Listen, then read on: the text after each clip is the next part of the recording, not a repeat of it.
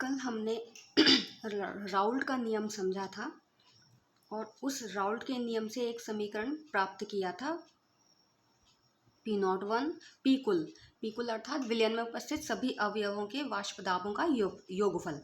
ये किसके बराबर होता है? P01 प्लस P02 माइनस ये P01 कॉमन लिया था हमने x2 को यहाँ से।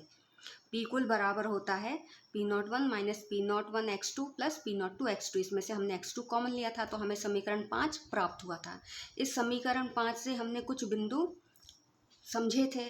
समीकरण 5 में जो दूसरे और तीसरे बिंदु हैं, समीकरण 5 से समझे गए जो दूसरे और तीसरे बिंदु हैं, कल मैंने कहा था कि दूसरे और तीसरे बिंदु को मैं ग्राफ की सहायता से अच्छे से समझाऊंगी। तो आज हम शुरू करते हैं बिंदु 3 और बिंदु 2 और बिंदु 3 को, जो हम ग्राफ की सहायता से समझेंगे। बिंदु 2 क्या कहता है? किसी विलयन का कुल वाष्प दाब अर्थात विलयन में यदि दो अवयव उपस्थित हैं और दोनों अवयवों की मिलाकर जो वाष्प बनेगी और उन दोनों अवयवों के वाष्प की वजह से विलयन की सतह पर लगने वाला जो दाब होगा, उन दोनों अवयवों के दाब का जो योगफल होगा वही कुल वाष्प दाब होगा। तो किसी विलयन का कुल वाष्प दाब अवयव 2 अर्थात दूसरे अवयव के मोल अंश के साथ रेखीय रूप से परिवर्तित होता है। विलयन में दो अवयव हैं तो विलयन का कुल वाष्प दाब अवयव 2 के मोल अंश के साथ रेखीय रूप से परिवर्तित होता है। इसे हम ग्राफ की सहायता से समझेंगे। ग्राफ ये है, इसमें यहाँ x1 है और यहाँ भी x1 है। यहाँ बाईं ओर x2 है और दाईं ओर x2 है। अंतर क्या है दोनों में?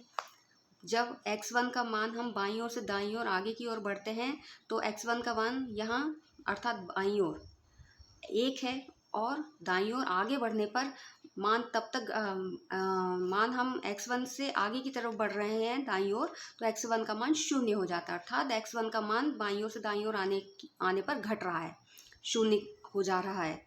जबकि x2 का मान बाईं ओर 0 है और जब हम बाईं ओर से दाईं ओर आगे की ओर बढ़ रहे हैं तो x2 का मान 1 के बराबर हो जाता है। मतलब x2 का मान बाईं ओर से दाईं ओर जाने पर बढ़ रहा है और x1 का मान बाईं ओर से दाईं ओर जाने पर घट रहा है। x1 और x2 क्या है? दो अवयव जो विलयन में उपस्थित है उनमें से पहले अवयव का मूलांश x1 है और दूसरे अवयव का मूलांश x2 है। अब ग्राफ में ऊपर की ओर बढ़ने पर वाष्प दाब में वृद्धि हो रही है। इस ग्राफ में 3 रेखाएं दर्शाई गई हैं। एक रेखा को हमने व्यक्त किया है P1 से, दूसरी रेखा को हमने व्यक्त किया है P2 से और तीसरी रेखा को व्यक्त किया हमने P कुल से। पहली रेखा P1 अर्थात अवयव 1 का वाष्प दाब, दूसरी रेखा P2 अर्थात अवयव 2 का वाष्प दाब और तीसरी रेखा अर्थात P कुल अर्थात विलयन का कुल वाष्प दाब जो P1 प्लस P2 के बराबर है। अब x1 का मान बाईं ओर से दाईं ओर जाने पर घट रहा है, परंतु x2 का मान बाईं ओर से दाईं ओर जाने की ओर बढ़ रहा है। ये रेखा देखिए, ये रेखा अर्थात कौन सी? ये वाली रेखा जो जिसको दूसरी रेखा के नाम दिया है, जिसका नाम दिया है हमने 2 और पहली रेखा को हमने नाम दिया है 1। जो दूसरी रेखा है, ये रेखा शुरू हुई है 0 से। x2 का मान यहाँ 0 है तो यहाँ x2 का मान जहाँ 0 है यहाँ से ये रेखा ऊपर आगे की ओर बढ़ते हैं तो इसका रेखा ऊपर की तरफ उठती चली जाती है रेखीय क्रम में, अर्थात सीधे सीधे सीधे सीधे ये ऊपर की ओर बढ़ती जाती है। इसका मतलब क्या है कि जब हम आगे ग्राफ में ऊपर की तरफ बढ़ रहे हैं तो आगे की तरफ भी रेखा आगे की तरफ भी बढ़ रही है और ऊपर भी उठ रही है, अर्थात आगे की तरफ बढ़ रही है तो x2 का मान 0 से 1 की तरफ आगे बढ़ रहा है। मतलब जो दूसरी रेखा जो है उसमें मूल अंश का मान बढ़ रहा है। किसका मूल अंश? घटक दूसरे घटक का मूल अंश। और ऊपर की तरफ भी रेखा उठ रही है अर्थात वाष्प दाब भी बढ़ रहा है। इससे क्या मतलब हुआ कि जब दूसरे घटक का मूल अंश बढ़ता है तो दूसरे घटक का वाष्प दाब भी रेखीय क्रम में बढ़ता चला जाता है। मतलब जिस क्रम में धीरे धीरे धीरे धीरे करके घटक 2 का मूल अंश बढ़ता है उसी क्रम में घटक 2 का वाष्प दाब भी बढ़ता जा रहा है रेखीय क्रम में। या यदि हम पहली रेखा का अवलोकन करें तो क्या प्राप्त होगा हमें? x1 का मान बाईं ओर 1 है और आगे की ओर बढ़ने पर अर्थात दाईं ओर जाने पर x1 का मान 0 हो जाता है। तो रेखा 1 किसको दर्शा रही है? घटक 1 के वाष्प दाब को। घटक 1 का वाष्प दाब जो यहाँ से शुरू हुआ है जिसका मान P01 है, ये घटक 1 का शुद्ध अवस्था का वाष्प दाब है। P01 मतलब इस पॉइंट पर जो भी वाष्प दाब होगा, इस पॉइंट पर जो भी वाष्प दाब होगा वो घटक 1 का शुद्ध अवस्था का वाष्प दाब होगा। अब हम शुद्ध अवस्था का वाष्प दाब P01 से दर्शा रहे हैं और P1 को दर्शा रहे हैं हम विलयन में अवयव के वाष्प दाब को, घटक 1 के वाष्प दाब को। हम ग्राफ का अध्ययन कर रहे हैं किस किस बीच में? वाष्प दाब और मूल अंश के बीच में। अब पहली रेखा को देखते हैं तो पहली रेखा में ऊपर की पहली रेखा में जो P01 से शुरू हुई है अर्थात शुद्ध अवस्था में घटक 1 के वाष्प दाब से शुरू हुई है, यहाँ से शुरू होकर ये जाती है यहाँ की ओर अर्थात 0 की ओर। मतलब जब घटक 1 का मूल अंश 1 है और जब हम वो बाईं ओर से दाईं ओर आगे बढ़ते हैं तो बाईं ओर से दाईं ओर आगे बढ़ने पर घटक 1 का वाष्प दाब जो भी था P01 वो धीरे धीरे धीरे धीरे धीरे धीरे क्रमशः रेखीय क्रम में नीचे की ओर आता जाता है। धीरे धीरे धीरे धीरे क्रमशः रेखीय क्रम में नीचे की ओर आता जाता है और यहाँ आकर मिलता है। इसका मतलब क्या हुआ कि जब x1 का मान घटता है तो घटक 1 के वाष्प दाब के मान में भी कमी आती जाती है। घटक 1 के वाष्प दाब के मान में कमी मूल अंश के मान में कमी आती है तो वाष्प दाब के मान में भी कमी आती है। इसी तरह से हमने घटक 2 के लिए देखा है कि घटक 2 के मूल अंश के मान में वृद्धि होती है तो उसके वाष्प दाब के मान में भी वृद्धि होती जाती है। इन दोनों का हम वाइस वर्सा भी कर सकते हैं, मतलब इसका विपरीत भी हो सकता है। मतलब जब घटक 1 के लिए हम बात करेंगे तो घटक 1 का मान 0 से 1 की तरफ अर्थात अब हम विपरीत दिशा में चलें तो जब हम मूलअंश घटक 1 का लेते हैं तो मूलअंश का घटक 1 का मूलअंश यदि हम दाईं ओर से बाईं ओर चलेंगे तो मूलअंश के मान में वृद्धि होगी और मूलअंश के मान में वृद्धि होगी तो घटक 1 के वाष्प दाब के मान में भी वृद्धि होगी।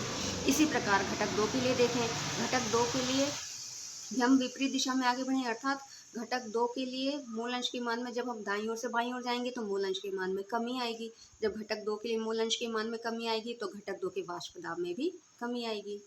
तो ये हमारा रेखीय क्रम में घटना या बढ़ना दर्शा रहा है। जब मूल अंश बढ़ेगा तो वाष्प दाब भी बढ़ेगा और जब मूल अंश घटेगा तो वाष्प दाब में भी कमी आएगी। और P कुल दर्शाया जा रहा है P1 प्लस P2 से।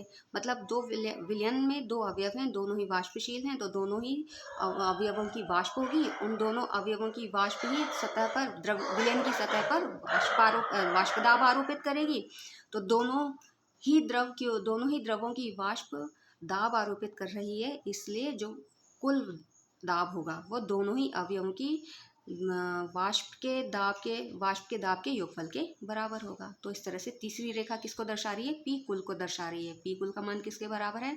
घटक 1 और घटक 2 के वाष्प दाबों के योगफल के बराबर है। घटक 1 पहले अवयव का वाष्प दाब और घटक 2 दूसरे अवयव का वाष्प दाब है, क्योंकि विलयन में दो अवयव हैं और दोनों ही अवयव वाष्पशील हैं और दोनों की ही वाष्प है। वाष्प दोनों की है तो वाष्प दाब भी दोनों का होगा। तो जो कुल दाब होगा वो दोनों ही अवयवों के द्वारा लगने वाले वाष्प दाब के योगफल के बराबर होगा। तो ये हुआ हमारा ग्राफ के आधार पर समझाए गए 2 पॉइंट। अब हम आगे बढ़ते हैं। आज आगे जो हमने राउल्ट का नियम पढ़ा है वो हमने राउल्ट का नियम पढ़ा 2 द्रवीय विलयनों के लिए। अब यदि विलयनों में हमें वाष्प अवस्था में अवयवों का संघटन ज्ञात करना है, राउल्ट के नियम की सहायता से ही यदि हमें विलयन में वाष्प अवस्था का संघटन ज्ञात करना है अर्थात किस द्रव की वाष्प कितनी मात्रा में बनी है। जब विलयन को गर्म करेंगे और विलयन में दोनों ही द्रवों की वाष्प बनने लगेगी, दोनों ही अवयवों की वाष्प बनने लगेगी, तो साम्यावस्था में या एक निश्चित समय के बाद किस द्रव से कितनी मात्रा में वाष्प बनी है अर्थात वाष्प अवस्था में द्रवों की वाष्प का संघटन क्या है अर्थात दोनों ही द्रवों की कितनी मात्रा में वाष्प बनी है वो निकालने के लिए राउल्ट के नियम को ही किस रूप में व्यक्त किया जाएगा? P1 बराबर Y1 P कुल इंटू P कुल। Y1 यहाँ क्या है? पहले अवयव का वाष्प अवस्था का मूल अंश। Y1 मतलब क्या? Y1 को हम क्या मान रहे हैं? पहले घटक या पहले अवयव के वाष्प अवस्था का मूलांश है। y1 पहले घटक की वाष्प अवस्था का मूलांश है। इसी तरह से P2 ज्ञात कर लेंगे। P2 बराबर y2 इंटू पी कुल। y2 क्या है, यहाँ दूसरे अवयव के वाष्प अवस्था में मूलांश को दर्शा रहा है। y2 किसको दर्शा रहा है, दूसरे अवयव के वाष्प अवस्था के मूलांश को दर्शा रहा है। P1 विलयन में अवयव 1 का वाष्प दाब और P2 विलयन में घटक 2 का वाष्प दाब। P1 विलयन में घटक 1 का वाष्प दाब और P2 विलयन में घटक 2 का वाष्प दाब। पी कुल अर्थात घटक 1 और घटक 2 के वाष्प दाबों का योगफल होगा। या सामान्य रूप से हमारा घटक 1 या 2 नहीं दर्शाना है तो हम फिर किससे दर्शाएंगे, 1 या 2 ना लेकर कोई भी एक घटक के लिए ही यदि हम निकाल रहे हैं तो हमारा सूत्र क्या हो जाएगा, Pi बराबर वाई आई इंटू पी कुल। आई का मतलब इंग्रेडिएंट अर्थात अवयव, तो आई हमने इंग्लिश में ले लिया, इंग्रेडिएंट का आई हमने इंग्लिश में ले लिया है। तो सामान्य रूप से जिस अवयव का हमें वाष्प दाब ज्ञात करना है, वाष्प दाब ज्ञात करना है तो पी आई बराबर वाई आई इंटू पी कुल। यहाँ वाई आई क्या होगा, किसी भी एक अवयव का वाष्प अवस्था का मूलांश। वाई किसको दर्शा रहा है, यहाँ मूलांश को दर्शा रहा है। किस अवयव के मूलांश को, वह अवयव जो वाष्प अवस्था में है। वाष्प अवस्था में जिस अवयव का मूलांश हम दर्शा रहे हैं वो y है, ठीक है ना। तो y1 अवयव 1 का वाष्प अवस्था का मूलांश है, y2 अवयव 2 का वाष्प अवस्था का मूलांश है। ये समीकरण 1 है, ये समीकरण 2 है, ये समीकरण 3 है। आगे बढ़ते हैं। आगे अब हमें क्वेश्चन सॉल्व करना है उदाहरण का 1.5, एनसीईआरटी बुक के उदाहरण का 1.5। पहले तो हम क्वेश्चन देखेंगे। 298 केल्विन पर क्लोरोफॉर्म जिसका सूत्र होता है CHCl3 एवं डाई क्लोरोमेथेन जिसका सूत्र होता है CH2Cl2 के वाष्प दाब क्रमशः 200 मिलीमीटर मरकरी व 415 मिलीमीटर मरकरी हैं। क्लोरोफॉर्म का वाष्प दाब दिया गया है और डाईक्लोरोमेथेन का वाष्प दाब दिया गया है। क्लोरोफॉर्म का वाष्प दाब कितना दिया गया है, क्लोरोफॉर्म का वाष्प दाब दिया गया है 200 मिलीमीटर मरकरी और डाईक्लोरोमेथेन का वाष्प दाब दिया गया है 415 मिलीमीटर मरकरी।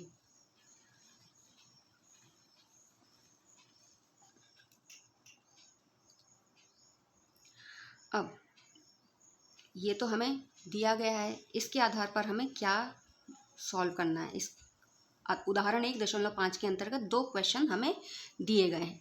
वो 2 क्वेश्चन कौन कौन से अब हम वो समझेंगे। पहले क्वेश्चन में हमें क्या ज्ञात करना है, 25.5 ग्राम CHCl3 अर्थात क्लोरोफॉर्म व 40 ग्राम CH2Cl2 अर्थात डाईक्लोरोमेथेन को मिलाकर बनाए गए विलयन के वाष्प दाब की गणना करनी है। क्या करना है, हमें विलयन के वाष्प दाब की गणना करनी है अर्थात विलयन का वाष्प दाब कौन सा होगा, विलयन का वाष्प दाब अर्थात विलयन का कुल वाष्प दाब। कुल वाष्प दाब अर्थ क्यों होगा, क्योंकि विलयन में 2 अवयव हैं और दोनों ही अवयव कैसे हैं, वाष्पशील हैं। दोनों ही अवयव वाष्पशील हैं और दोनों की ही वाष्प होगी तो दोनों का ही मिलाकर वाष्प दाब होगा। तो हमें क्या ज्ञात करना है, विलयन के कुल वाष्प दाब की गणना करनी है। अब उसमें भी क्या क्या दिया गया है हम वो देखेंगे। एक चीज़ तो दी गई है, मेन दोनों क्वेश्चन के लिए कॉमनली तो क्या दिया गया है, वाष्प दाब। दोनों ही अवयवों का शुद्ध अवस्था का वाष्प दाब दिया गया है। यह जो वाष्प दाब दिया गया है किस अवस्था का है, ये शुद्ध अवस्था का वाष्प दाब है। तो क्लोरोफॉर्म का शुद्ध अवस्था का वाष्प दाब जैसे हमने P01 से दर्शाया, शुद्ध अवस्था इसलिए नॉट लगाया तो P01 से दर्शाया। क्लोरोफॉर्म का शुद्ध अवस्था का वाष्प दाब 200 मिलीमीटर मरकरी। डाईक्लोरोमेथेन का वाष्प दाब जिसे हमने P02 से दर्शाया है, इसका वाष्प दाब शुद्ध अवस्था का वाष्प दाब दिया गया 415 मिलीमीटर मरकरी। अब क्लोरोफॉर्म का मूल द्रव्यमान सूत्र दिया गया है। क्लोरोफॉर्म के सूत्र से हमने क्लोरोफॉर्म का मूल द्रव्यमान निकाला 119.5 ग्राम प्रति मोल। डाईक्लोरोमेथेन का मूल द्रव्यमान सूत्र से हमने निकाल लिया 85 ग्राम प्रति मोल। क्लोरोफॉर्म का दिया गया क्वेश्चन में क्लोरोफॉर्म का द्रव्यमान कितना दिया है, 25.5 ग्राम। क्वेश्चन में डाईक्लोरोमेथेन का द्रव्यमान कितना दिया है, 40 ग्राम। अब हमें क्या निकालना है, विलयन का वाष्प दाब निकालना। हमें विलयन के वाष्प दाब की गणना करनी है, अर्थात विलयन तब बनेगा जब दो अवयवों को मिलाया जाएगा। दो अवयव कौन कौन से हैं, क्लोरोफॉर्म और डाइक्लोरोमेथेन। दो अवयवों को मिलाया है तो विलयन में दो पदार्थों की वाष्प है, दो पदार्थों की वाष्प है तो दोनों का ही वाष्प दाब भी होगा और दोनों का ही मिलाकर विलयन का वाष्प दाब होगा। दोनों ही पदार्थों की जो वाष्प दाब का योगफल होगा वही विलयन का वाष्प दाब होगा। दो पदार्थ हैं, दोनों ही पदार्थों की वाष्प है और दोनों ही पदार्थों का वाष्प दाब होगा। जब दोनों ही पदार्थों का वाष्प दाब होगा तो विलयन का वाष्प दाब भी दोनों ही पदार्थों के वाष्प दाब के योगफल के बराबर होगा, अर्थात पी कुल के बराबर होगा। वो हम कैसे निकालेंगे, पी कुल निकालना है हमें क्वेश्चन में। कैसे निकालेंगे, P1 प्लस P2 P2 करके राउल्ट के नियम के अनुसार P1 प्लस P2 करेंगे तो पी कुल निकल आएगा, अर्थात विलयन का वाष्प दाब निकल आएगा। अब क्वेश्चन में हमें P1 और P2 के मान नहीं दिए गए हैं। क्वेश्चन में हमें क्या दिया गया है, P01 और P02 के मान दिए गए हैं, अर्थात शुद्ध अवस्था के वाष्प दाब दिए गए हैं। तो हमें कुछ ऐसा करना पड़ेगा, अर्थात इस सूत्र को किसी ऐसे सूत्र में बदलना पड़ेगा कि दिए गए मानों से हम पी कुल अर्थात विलयन के वाष्प दाब की गणना कर सकें। तो P1 की जगह पर हम P01 x1 रख देंगे। P1 किसके बराबर होता है, P0 राउल्ट के नियम में हमने कल पढ़ा था, P1 बराबर होता है P01 x1। तो P1 की जगह पर P01 x1 रख दिया और P2 बराबर होता है P02 x2 के, तो P2 की जगह पर P02 x2 रख दिया। अब हमें x1 और x2 P01 और P02 के मान तो दिए गए हैं पर x1 और x2 के मान नहीं दिए गए। तो हम क्या करेंगे, पहले x1 और x2 के मान की गणना करेंगे। जो x1 और x2 अर्थात क्लोरोफॉर्म का मोल अंश और x1 अर्थात क्लोरोफॉर्म का मोल अंश और x2 अर्थात डाइक्लोरोमेथिन का मोल अंश। मोल अंश की गणना करने के लिए हमें मोलों की संख्या पता होनी चाहिए। यदि हम x1 और x2 की गणना कर रहे हैं तो दोनों ही अवयवों के मोलों की संख्या का मान हमें पता होना चाहिए। तो पहले हम क्या निकालेंगे, दोनों ही अवयवों अर्थात क्लोरोफॉर्म और डाइक्लोरोमेथेन के मोलों की संख्या की गणना कर लेंगे या ज्ञात कर लेंगे। तो क्लोरोफॉर्म के मोल निकालने के लिए क्या करेंगे, क्लोरोफॉर्म का द्रव्यमान बटे क्लोरोफॉर्म का मूलत द्रव्यमान। क्लोरोफॉर्म का द्रव्यमान कितना दिया गया है प्रश्न में, 25.5 ग्राम। क्लोरोफॉर्म का द्रव्यमान कितना दिया गया है, 25.5 ग्राम बटे क्लोरोफॉर्म का मूल द्रव्यमान कितना है, 119.5 ग्राम। भाग देकर कितना है, 0.213 मोल। इसी प्रकार से हम क्लोरोफॉर्म के मोल निकाल लिए हमने 0.213 मोल। इसी प्रकार से हम CH2Cl2 के मोल निकालेंगे। तो CH2Cl2 के मोल कैसे निकालेंगे, CH2Cl2 का दिया गया द्रव्यमान बटे CH2Cl2 का मूल द्रव्यमान। CH2Cl2 का द्रव्यमान कितना दिया गया है, 40 ग्राम, तो हमने 40 रख दिया बटे, गड़बड़ कर दिया यहाँ, CH2Cl2 का द्रव्यमान कितना दिया गया है, 40 ग्राम बटे CH2Cl2 का मोल द्रव्यमान कितना है, 85। 40 में 85 का भाग देंगे तो 0.47 मोल आ जाएगा। तो इस प्रकार CH2Cl2 अर्थात डाइक्लोरोमेथेन के मोल आए कितने, 0.47। अब हमें इन मोलों की सहायता से x1 और x2 ज्ञात करना है। तो पहले हम x1 और x2 ज्ञात करेंगे। x1 और x2 ज्ञात करने के लिए क्या करेंगे, हमें जैसे डाइक्लोरोमेथेन का मोल अंश ज्ञात करना है। तो डाइक्लोरोमेथेन के मोल अंश का सूत्र क्या होगा, डाइक्लोरोमेथेन के मोल बटे विलयन में उपस्थित कुल मोल। डाइक्लोरोमेथेन के मोल, n क्या है यहाँ, मोलों की संख्या, n अर्थात मोल। तो यदि हमें डाइक्लोरोमेथेन के मोल निकालने हैं तो इसका सूत्र क्या होगा, डाइक्लोरोमेथेन के मोल बटे विलयन में उपस्थित कुल मोल, एन टोटल अर्थात विलयन में उपस्थित कुल मोल। अब विलयन में उपस्थित डाइक्लोरोमेथेन के मोल कितने निकले थे, 0.47 और विलयन में उपस्थित कुल मोल हम यहाँ प्लस करके निकाल लेंगे। कुल मोल कैसे आएंगे, क्लोरोमेथेन के मोल प्लस डाइक्लोरोमेथेन के मोल। क्लोरोमेथेन के मोल आए थे 0.213 और डाइक्लोरोमेथेन के मोल आए थे 0.47। तो दोनों को प्लस कर देंगे तो हमारे कुल मोल आएंगे 0.683। विलयन में उपस्थित कुल मोल कितने होंगे, दोनों ही अवयवों के मोलों को प्लस करेंगे तो हमारे कुल मोल आएंगे 0.683। तो कुल मोल आ जाएंगे हमारे 0.683। जिस अवयव का मोल अंश निकालना है उसके मोलों की संख्या ऊपर आएगी और विलयन के कुल मोल नीचे आएंगे। तो डाइक्लोरोमेथेन के मोलों की संख्या 0.47 है और कुल मोल 0.683 है। तो हमने मान रख दिया, सूत्र में मान रख दिया, भाग देंगे तो डाइक्लोरोमेथेन के मोलों की संख्या आई हमारी 0.688। तो इस तरह से हमें एक अवयव का मोलंश ज्ञात हो गया। अब दूसरे अवयव का मोलंश निकालना है तो क्या करेंगे हम, 1 में से जिस अवयव का मोलंश का मान हमने ज्ञात किया उसे माइनस कर देंगे। हमने डाइक्लोरोमेथेन के मोलंश का मान ज्ञात कर लिया है, उसे हम 1 में से माइनस कर देंगे तो एक दूसरे अवयव जो हमें हमें हमें दिया गया उसका भी मोलंश ज्ञात हो जाएगा। तो क्लोरोमेथेन X1 हमने क्या, क्लोरोमेथेन 1 हमने किसको माना है, क्लोरोफॉर्म को। तो डाइक्लोरोमेथेन के मोलंश तो हमने ज्ञात कर लिए, CH2Cl2, X2 क्या है, CH2Cl2 के मोलंश, CH2Cl2 के मोलंश 0.688 आए हैं, इसे हम 1 में से माइनस कर देंगे तो क्लोरोफॉर्म के भी मोलंश का मान ज्ञात हो जाएगा। तो क्लोरोफॉर्म के मोलंश का मान क्या है, 1 माइनस 0.688, इसे माइनस किया तो क्लोरोफॉर्म के मोल कितने आए, 0.312। ठीक है, तो क्लोरोफॉर्म के मोलंश हैं ये और 0.688 डाइक्लोरोमेथेन के मोलंश हैं। अब ये मोलंश का मान हम रख देंगे। हमारा सूत्र हमने क्या बनाया था, हमारा सूत्र हमने बनाया था ये P1 प्लस P2 से हमने मान रखे P1 और P2 के, तो P01 X1 plus P02 X2।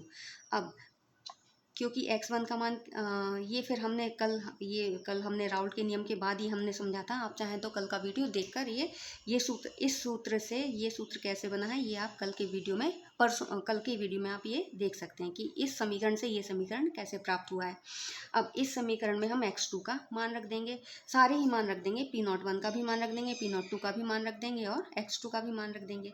P01 का मान 200 है, P02 का प्लस P02 का मान 415 है, माइनस P01 है तो P01 का मान 200 है, वो भी रख दिया। अब X2 का मान रख दिया तो गुणा करके 0.688 X2 का मान रख दिया, 0.688 X2 का मान रखा। फिर पहले माइनस कर लेंगे, 415 में से 200 माइनस करेंगे तो 215 आएगा, गुणित में 0.688 है। अब आगे सॉल्व करेंगे तो पहले इन दोनों को गुणा करेंगे, अर्थात 215 और 0.688 को गुणा करेंगे तो 147.9 आ जाएगा। इसके बाद 200 और 147.9 को प्लस करेंगे तो हमारा पी कुल अर्थात विलयन का वाष्प दाब ज्ञात हो जाएगा। तो विलयन का वाष्प दाब का मान आया 347.9 मिलीमीटर मरकरी। इस क्वेश्चन में किसी भी स्टेप में किसी भी जगह पर कोई भी डाउट है तो आप कमेंट करके पूछिए। आगे बढ़ते हैं। तो हमारा विलयन का अर्थात पहले क्वेश्चन का आंसर आ गया, विलयन का कुल वाष्प दाब हमने निकाल लिया, अर्थात विलयन का वाष्प दाब की गणना कर ली। आगे बढ़ते हैं। आगे अगला क्वेश्चन क्या है, वाष्पीय प्रावस्था के प्रत्येक अवयव के मोल अंश की गणना करिए। वाष्पीय प्रावस्था के प्रत्येक अवयव मतलब विलयन जो हमें ऊपर दिया गया है प्रश्न में, उस विलयन में वाष्प अवस्था में प्रत्येक अवयव के मोल अंश की गणना करनी है। अर्थात जब विलयन की वाष्प बनेगी तो विलयन में प्रत्येक अवयव की वाष्प की मात्रा कितनी है, अर्थात प्रत्येक अवयव के मोल अंश की का मान क्या क्या है। क्योंकि वाष्प की मात्रा की गणना किस रूप में करते हैं, हम मोल अंश के रूप में करते हैं। तो मोल अंश यदि हमें प्राप्त है तो उस पदार्थ का या उस अवयव का द्रव्यमान या मात्रा भी हम ज्ञात कर सकते हैं। तो वाष्प प्रावस्था का सूत्र अभी हमने इस चैप्टर में जब हमने ये चैप्टर पर आज हमने जब पढ़ना शुरू किया था तो वाष्प प्रावस्था में मोल अंश की गणना के लिए सूत्र आज ही देखा था। क्या है वो है, क्योंकि हमें दो अवयव दिए गए हैं, एक है डाइक्लोरोमेथेन और दूसरा है हमारा क्लोरोफॉर्म। तो डाइक्लोरोमेथेन यदि हमें वाष्प प्रावस्था में मोल अंश की गणना करनी है तो उसका सूत्र क्या होगा, P बराबर Y गुणित P कुल। P बराबर Y गुणित P कुल। P क्या है, यहाँ जिस अवयव के लिए हमने सूत्र लिखा है उस अवयव का वाष्प दाब, और Y क्या है जिस अवयव के वाष्प दाब की है या वाष्प दाब की हम गणना कर रहे हैं उस अवयव का मोल अंश। Y क्या है, हमारा मोल अंश है, और P कुल अर्थात विलयन का कुल वाष्प दाब है। फिर हमें क्या ज्ञात करना है, इसमें वाष्प दाब नहीं ज्ञात करना, पी कुल हम पहले ही ज्ञात कर चुके हैं। हमें क्या ज्ञात करना है, वाई अर्थात मोल अंश। वाई क्या है, यहाँ वाष्प अवस्था का मोल अंश। वाई क्या है, हमारा वाष्प अवस्था में मोल अंश है, तो वाई हमें ज्ञात करना है। अब वाई ज्ञात करना है तो पी कुल को पक्षांतर कर देंगे, तो पी कुल गुणा, यहाँ गुणा में था, पक्षांतर करेंगे तो ये बटे में आ जाएगा। तो हमारा वाई CH2Cl2 अर्थात CH2Cl2 अर्थात डाइक्लोरोमेथेन के वाष्प प्रावस्था में मोल अंश का सूत्र क्या होगा, PCH2Cl2 बटे P कुल।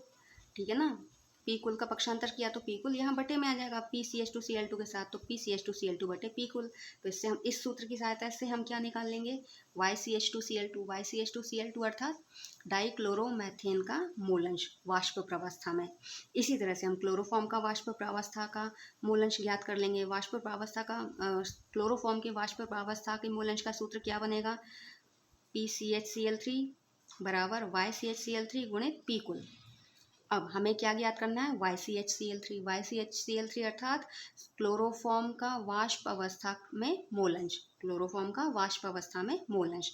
तो इसका सूत्र बनाना है तो पी कुल का पक्षांतर कर देंगे, तो पी कुल यहाँ गुणा में है, जब पी कुल का पक्षांतर करेंगे तो PCH ये पी के साथ बटे में आ जाएगा, भाग में आ जाएगा।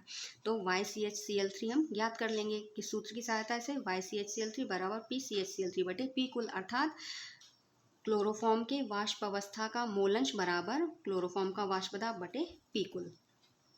अब यहाँ हमें PCH2Cl2 और PCHCl3 नहीं दिया गया है, हमें क्या दिया गया है, पी नॉट। पी नहीं दिया गया है क्वेश्चन में, हमें क्या दिया गया है, पी नॉट। क्वेश्चन में हमें ये दिए गए हैं ना वाष्प दाब, हमें क्वेश्चन में ये जो वाष्प दाब दिए गए हैं 200 मिलीमीटर मरकरी और 415 मिलीमीटर मरकरी, ये पी के मान नहीं है, ये P1 और P2 के मान नहीं है, ये P01 और P02 के मान है। हमें P01 और P02 की सहायता से P1 और P2 के मान पहले ज्ञात करने पड़ेंगे। तो हम क्या करेंगे, पहले तो P01 ये P02 है, पहले तो हम PCH2Cl2 का मान ज्ञात करेंगे इस सूत्र के लिए। तो PCH2Cl2 का मान कैसे ज्ञात करेंगे, राउल्ट के नियम की सहायता से। राउल्ट का नियम क्या होता है, P बराबर P0 गुणित X। तो PCH2Cl2 निकाल रहे हैं तो P0 गुणित XCH2Cl2 अर्थात क्लोरोफॉर्म का वाष्प दाब डाइक्लोरोमेथेन का वाष्प दाब बराबर डाइक्लोरोमेथेन का शुद्ध अवस्था का वाष्प दाब गुणित डाइक्लोरोमेथेन का मूलंश। डाइक्लोरोमेथेन का शुद्ध अवस्था का वाष्प दाब क्वेश्चन में दिया है 415 मिलीमीटर मरकरी, और हम डाइक्लोरोमेथेन का मूलंश ऊपर निकाल चुके हैं, कितना है 0.688। तो राउल्ट के नियम की सहायता से हमने डाइक्लोरोमेथेन का वाष्प दाब अर्थात P ज्ञात कर लिया। तो डाइक्लोरोमेथेन के लिए वाष्प दाब का मान कितना आया, 285.5 मिलीमीटर मरकरी, ठीक है। इसी तरह से हम क्लोरोफॉर्म के लिए वाष्प दाब का मान ज्ञात कर लेंगे अर्थात PCHCl3 ज्ञात कर लेंगे, ये भी हम राउल्ट के नियम की सहायता से ज्ञात करेंगे। PCHCl3 निकालना है तो उसका सूत्र क्या होगा, PCHCl3 बराबर P0 इंटू XCHCl3। यहाँ P0 क्या आएगा, CHCl3 का वाष्प दाब शुद्ध अवस्था का, और ये XCHCl3 अर्थात CHCl3 का मूलंश। तो P0 का मान अर्थात उस क्लोरोफॉर्म की शुद्ध अवस्था में वाष्प दाब का मान दिया गया है क्वेश्चन में 200 मिलीमीटर मरकरी, और XCHCl3 अर्थात क्लोरोफॉर्म के मूलंश का मान हम ऊपर निकाल चुके हैं 0.312। इन दोनों का गुणा करेंगे अर्थात P0 और X का गुणा कर देंगे तो 200 गुणित 0.312 का गुणा करके आ जाएगा हमारा 62.4 मिलीमीटर मरकरी। इस प्रकार हमारा क्लोरोफॉर्म का वाष्प दाब और डाइक्लोरोमेथेन के वाष्प दाब का मान हमने ज्ञात कर लिया। डाइक्लोरोमेथेन के वाष्प दाब का मान आया हमारा कितना, 285.5 मिलीमीटर मरकरी, और क्लोरोफॉर्म के वाष्प दाब का मान आया हमारा 62.4 मिलीमीटर मरकरी। अब हमें क्या ज्ञात करना है, वाष्प अवस्था में दोनों ही अवयवों का मूलंश। तो पहले तो हम निकाल लेंगे YCHCl3 निकालने के लिए क्या करेंगे, मूलंश निकालना है। तो मूलंश निकालने के लिए क्या करते हैं, वाष्प दाब का उपयोग करते हैं। वाष्प अवस्था में जब भी हमें वाष्प अवस्था का मूलंश ज्ञात करना है तो फिर मोलों की संख्या ना लेकर उसकी जगह पर उस अवयव का वाष्प दाब लेंगे। किसी भी अवयव में उसका वाष्प अवस्था का मूलंश ज्ञात करना है। किसी भी विलयन में यदि किसी भी अवयव के वाष्प अवस्था में उसका मूलंश ज्ञात करना है तो मोलों की संख्या ना लेकर हम क्या लेंगे, उन अवयवों के वाष्प दाब का मान उपयोग में लेंगे। फिर से बता रही हूँ, किसी भी विलयन में जब हमें द्रवों या अवयवों के वाष्प प्रावस्था में मोल अंश का मान ज्ञात करना होता है, तो मोल अंश का मान, वाष्प अवस्था में मोल अंश का मान ज्ञात करने के लिए मोलों की संख्या ना लेकर वाष्प दाब का उपयोग किया जाता है। तो जिस अवयव का मोल अंश ज्ञात कर रहे हैं वाष्प अवस्था में, उस अवयव का वाष्प दाब ऊपर आएगा और विलयन का कुल वाष्प दाब नीचे आएगा। तो यहाँ हम क्लोरोफॉर्म के मोल अंश का वाष्प प्रावस्था यहाँ हम क्लोरोफॉर्म का वाष्प प्रावस्था का मोल अंश ज्ञात कर रहे हैं। यहाँ हम क्या ज्ञात कर रहे हैं? क्लोरोफॉर्म का वाष्प प्रावस्था का मोल अंश का मान ज्ञात कर रहे हैं। तो यहाँ मोलों की संख्या की जगह पर क्या लेंगे? क्लोरोफॉर्म का वाष्प दाब बटे विलयन का कुल वाष्प दाब, क्योंकि जब पीछे हम देख चुके हैं कि जब भी हमें वाष्प प्रावस्था में यदि मोल अंश ज्ञात करना है तो मोलों की संख्या की जगह पर वाष्प दाब का उपयोग किया जाता है। तो जिस अवयव का निकाल रहे हैं उसका वाष्प दाब ऊपर आएगा और नीचे अपॉन में कुल वाष्प दाब आएगा विलयन का। तो क्लोरोफॉर्म का वाष्प अवस्था का मोल अंश निकालना है तो क्लोरोफॉर्म का वाष्प दाब बटे विलयन का कुल वाष्प दाब। क्लोरोफॉर्म का वाष्प दाब है 62.4 मिलीमीटर मरकरी बटे विलयन का कुल वाष्प दाब हम पीछे निकाल चुके हैं 347.9। 62.4 में 347.9 का भाग देंगे तो 0.18 आ जाएगा। तो इस तरह से क्लोरोफॉर्म का वाष्प प्रावस्था का मोल अंश का मान कितना आया? 0.18। इसी प्रकार से हम ऊपर डाइक्लोरोमेथेन का वाष्प प्रावस्था में मोल अंश ज्ञात कर चुके हैं। डाइक्लोरोमेथेन के वाष्प प्रावस्था में मोल अंश का मान क्या होगा? डाइक्लोरोमेथेन का वाष्प दाब बटे विलयन का कुल वाष्प दाब। डाइक्लोरोमेथेन के वाष्प प्रावस्था में मोल अंश को निकालने के लिए क्या करेंगे? डाइक्लोरोमेथेन का वाष्प दाब बटे विलयन का कुल वाष्प दाब। तो डाइक्लोरोमेथेन के वाष्प दाब को विलयन के कुल वाष्प दाब से भाग देंगे तो ये आएगा 0.82। तो डाइक्लोरोमेथेन के वाष्प दाब वाष्पीय अवस्था में मोल अंश का मान आया 0.82 और क्लोरोफॉर्म के वाष्पीय अवस्था में मोल अंश का मान आया 0.18। दोनों में ही आप देख सकते हैं CH2Cl2 इसका मोल अंश है 0.82 और CHCl3 क्लोरोफॉर्म का मोल अंश है 0.18। मोल अंश का मान डाइक्लोरोमेथेन के लिए अधिक है और क्लोरोफॉर्म के लिए कम है। इससे क्या पता चलता है? जिसका मोल अंश का मान अधिक है उसकी मात्रा वाष्प प्रावस्था में अधिक है, या उसकी वाष्प प्रावस्था में उसकी वाष्प अधिक है और जिसके मोल अंश का मान कम है उसकी वाष्प कम है। जो विलयन हमारा है, विलयन जो वाष्प अवस्था में है, उस विलयन में वाष्प प्रावस्था में डाइक्लोरोमेथेन की वाष्प की मात्रा अधिक है और क्लोरोफॉर्म के वाष्प की मात्रा कम है। जिसका मोल अंश का मान अधिक है उसकी वाष्प की मात्रा अधिक है और जिसके मोल अंश का मान कम है उसकी वाष्प की मात्रा कम है। ऐसा क्यों हुआ है? क्योंकि इससे ये पता चलता है कि डाइक्लोरोमेथेन अधिक वाष्पशील है क्लोरोफॉर्म की तुलना में। क्लोरोफॉर्म की तुलना में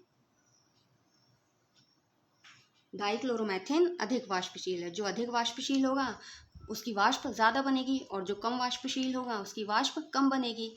तो जो अधिक वाष्पशील होगा उसकी वाष्प अधिक बनेगी तो उसका मोल अंश भी अधिक होगा, और जो कम वाष्पशील होगा उसकी वाष्प कम बनेगी तो उसका मोल अंश का मान भी कम होगा, अर्थात उसकी वाष्प की मात्रा भी कम होगी।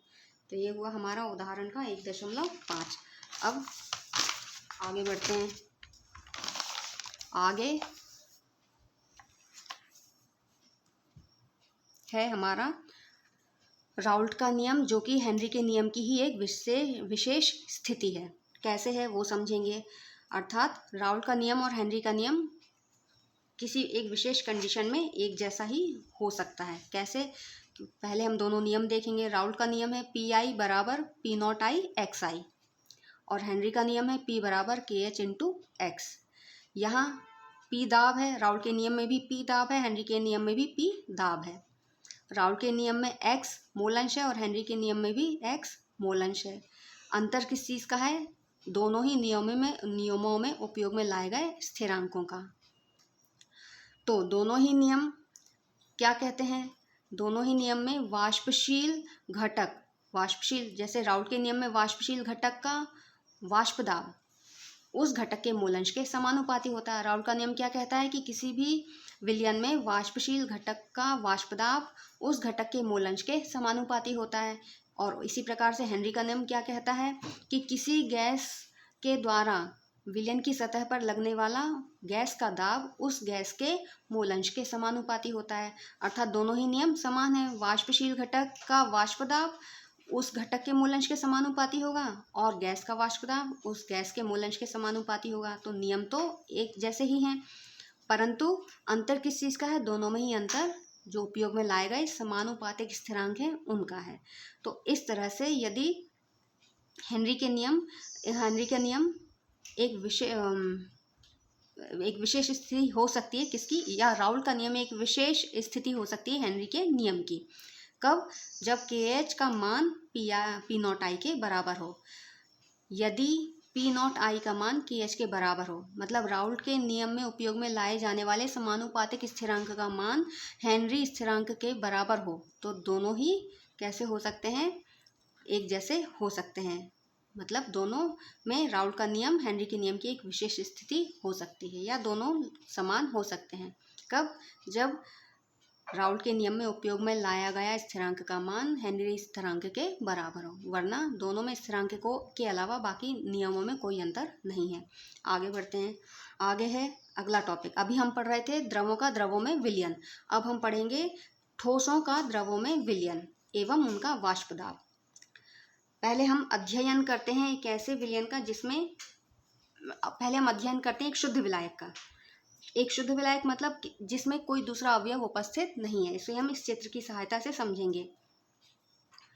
ये शुद्ध विलायक है जिसमें कोई दूसरा अवयव नहीं है, सारे के सारे अणु एक ही अवयव के हैं।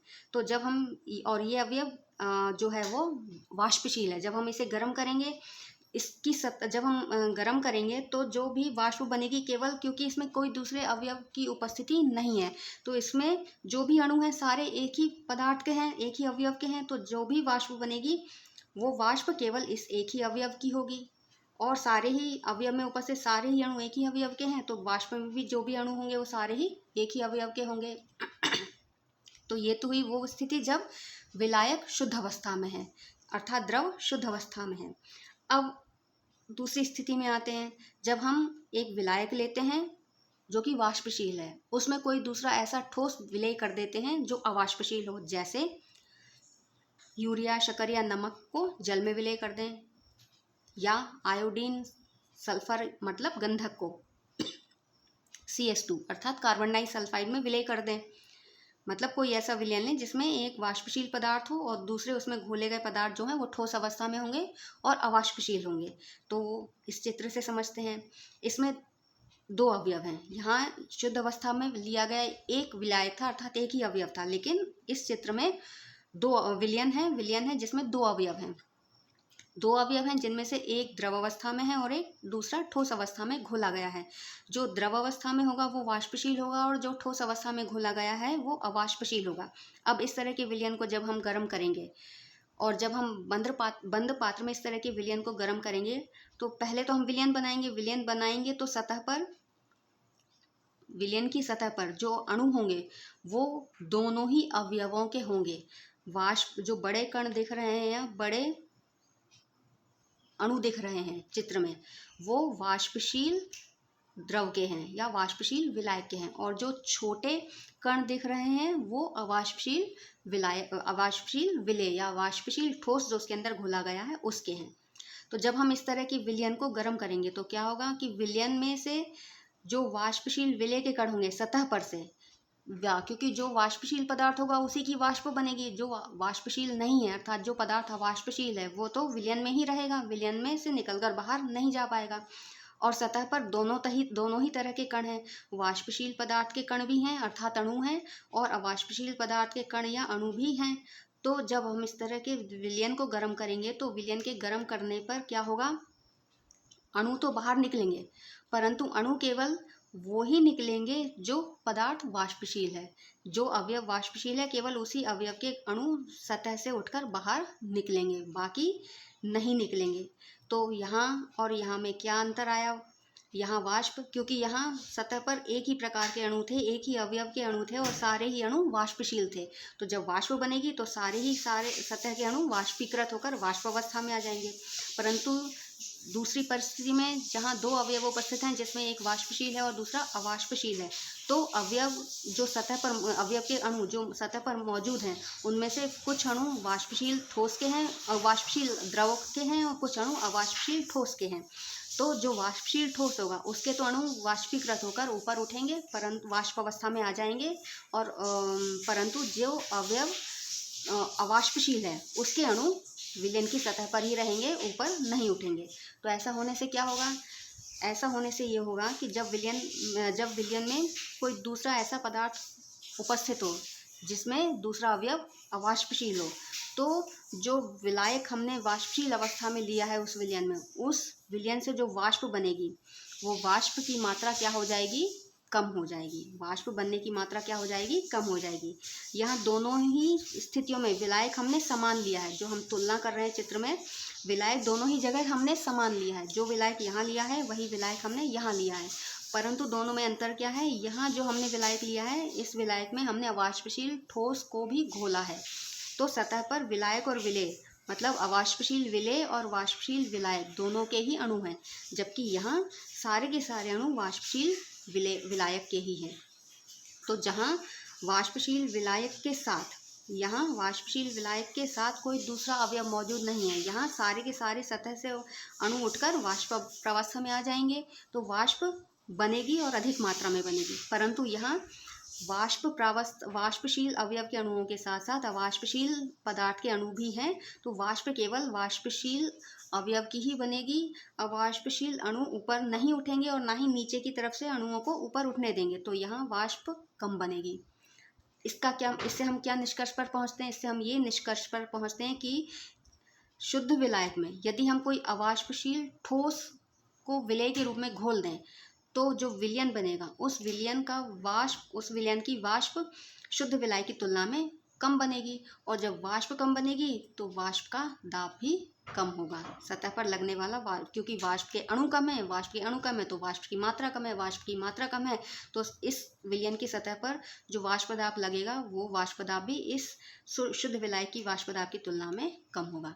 विलयन जिसमें अवाष्पशील ठोस घोलकर विलयन बनाया गया है उसमें जो वाष्प दाब होगा वो शुद्ध विलायक के वाष्प दाब की तुलना में कम होगा। विलयन जिसमें अवाष्पशील ठोस को घोलकर विलयन बनाया गया है उस विलयन का वाष्प दाब शुद्ध विलायक की तुलना में कम होगा, क्योंकि अवाष्पशील विलेय युक्त विलयन में वाष्प की मात्रा कम होगी, तो वाष्प के द्वारा सतह पर लगने वाला दाब भी कम होगा। तो इस तरह से अवाष्पशील विलेय युक्त विलयन का वाष्प दाब शुद्ध विलायक की तुलना में कम होता है।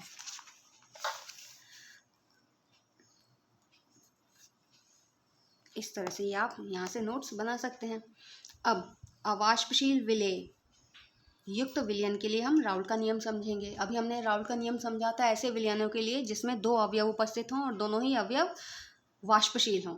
अब हम ऐसे विलयनों के लिए राउल्ट का नियम समझेंगे जिसमें विलयन का एक अवयव द्रव अवस्था में होगा जो कि वाष्पशील होगा और दूसरा अवयव हमारा ठोस अवस्था में होगा जो कि अवाष्पशील होगा। तो इस तरह के विलयन के लिए अब राउल्ट का नियम क्या कहता है? राउल्ट का नियम तो वैसा ही है, परंतु अंतर क्या आया है? यहाँ अंतर ये आया है कि यहाँ जो वाष्प होगी वो केवल एक ही अवयव की होगी। यहाँ वाष्प एक अवयव की होगी तो वाष्प दाब भी एक ही अवयव के कारण होगा। जब विलयन ऐसा होगा जिसमें दो अवयव हैं जिसमें से एक अवयव वाष्पशील है और दूसरा अवयव अवाष्पशील है, तो वाष्प केवल उसी अवयव की होगी जो पदार्थ वाष्पशील है, और जब वाष्प केवल एक ही अवयव की होगी तो वाष्प दाब भी केवल एक ही अवयव का होगा। नियम वैसा ही है जैसा पहले था। किसी द्विअंगी विलयन में विलायक को यदि 1 से दर्शाएं और विलेय को यदि हम 2 से दर्शाएं, ठीक है। विलयन में दो अवयव उपस्थित हैं, एक है विलायक और दूसरा है विलेय। विलायक हमारा वाष्पशील है और विलेय हमारा अवाष्पशील है। तो नियम क्या कहता है? जैसा पहले था नियम वही होगा। किसी विलयन के वाष्पशील अवयव का आंशिक वाष्प दाब उस अवयव के मूल अंश के समानुपाती होता है। मतलब विलयन में जो अवयव वाष्पशील है उसी की वाष्प होगी तो उसी का वाष्प दाब होगा, और उसी अवयव का वाष्प दाब उसी अवयव के मोल अंश के समानुपाती होता है। मतलब विलयन में जो अवयव वाष्पशील है, यदि हम उसके मोल अंश की मात्रा बढ़ाएंगे तो उस विलयन का वाष्प दाब भी बढ़ेगा, और विलयन में जो अवयव वाष्पशील है, यदि हम उस अवयव के मोल अंश की मात्रा घटाएंगे तो विलयन का वाष्प दाब का मान भी घटेगा। मतलब विलयन में एक ही पदार्थ है जो वाष्पशील है, और जो वाष्पशील पदार्थ है उस वाष्पशील पदार्थ का वाष्प दाब उसी पदार्थ के मोल अंश के समानुपाती होता है। अब इसे गणितीय रूप से समझेंगे। दो अवयव हैं, एक है विलायक और दूसरा है विलेय। विलायक को 1 से दर्शाया और विलेय को 2 से दर्शाया है। तो नियम के अनुसार क्या होता है, विलेय जिसे हमने 2 से दर्शाया है अवाष्पशील है, तो वाष्प प्रावस्था में वाष्प प्रावस्था में केवल विलायक के अणु ही होंगे, वाष्प प्रावस्था में विलायक के ही अणु होंगे, अर्थात वाष्प केवल विलायक की ही होगी, विलायक के अणुओं से ही वाष्प बनेगी। तो नियम के अनुसार गणितीय रूप में कैसे व्यक्त करेंगे, यदि विलायक का विलयन में वाष्प दाब P1 है, यदि विलयन में विलायक का वाष्प दाब P1 है जिसका मोलंश X1 है, व इसका शुद्ध अवस्था में वाष्प दाब P01 है। विलयन जिस विलायक को लेकर बनाया गया है उस विलयन का शुद्ध अवस्था का वाष्प दाब P01 है, और विलायक लेकर हमने जब विलयन तैयार कर लिया है तो विलयन में विलायक का वाष्प दाब होगा P1। यदि विलायक में कोई दूसरा अवयव नहीं मिलाया है तो उसका शुद्ध अवस्था का वाष्प दाब होगा P01, और जब उसी विलायक में कोई दूसरा अवाष्पशील अवयव मिला दिया है और हमने विलयन बना लिया है तो विलयन में विलायक का वाष्प दाब होगा P1 और उसका मोलंश होगा X1। तो राउल्ट के नियम के अनुसार इस नियम को हम गणितीय रूप में कैसे व्यक्त करेंगे, घटक 1 का वाष्प दाब घटक 1 के मोलंश के समानुपाती होगा। ये घटक 1 कौन सा होगा, जो कि वाष्पशील होगा, तो घटक 1 का वाष्प दाब घटक 1 के मोलंश के समानुपाती होगा। और कैसे व्यक्त कर सकते हैं हमें, P1 बराबर P01 X1। P01 क्या है, यहाँ एक समानुपातिक स्थिरांक है। क्या है, होता है ये घटक 1 का शुद्ध अवस्था का वाष्प दाब। P1 तो घटक 1 का विलयन में वाष्प दाब है, और P01 क्या है, घटक 1 का शुद्ध अवस्था में वाष्प दाब। शुद्ध अवस्था में वाष्प दाब मतलब जब विलायक के अंदर कोई और दूसरा अवयव नहीं मिलाया है, और P1 मतलब घटक 1 का वो वाष्प दाब जो विलयन में उपस्थित है। घटक P1 मतलब घटक 1 का वो वाष्प दाब जो विलयन में है, ठीक है ना। घटक 1 का वाष्प दाब जब घटक 1 विलयन में हो। P1 का मतलब क्या है कि घटक 1 का वाष्प दाब जब घटक 1 विलयन के अंदर हो, और P01 मतलब घटक 1 का वाष्प दाब जब घटक 1 में कोई दूसरा और अवयव नहीं मिलाया है, अर्थात घटक 1 विलयन में नहीं है, शुद्ध अवस्था में है, तो उसे P01 से दर्शाएंगे, जो कि एक समानुपातिक स्थिरांक है यहाँ पर, ठीक है। तो ये है हमारा राउल्ट का नियम। ये राउल्ट का नियम है ठोस द्रव के लिए। ये राउल्ट का नियम क्या है, ठोस द्रव विलयन के लिए है। अब हम कल पढ़ेंगे आदर्श एवं अनादर्श विलयन। आज जो हमने राउल्ट का नियम पढ़ा है, कल जो हमने राउल्ट का नियम पढ़ा था उनमें, और आज जो न्यूमेरिकल सॉल्व किया है उसमें कोई डाउट हो तो कमेंट करके पूछिए। कल हम पढ़ेंगे आदर्श एवं अनादर्श विलयन। आज वीडियो यहीं ख़त्म करते हैं।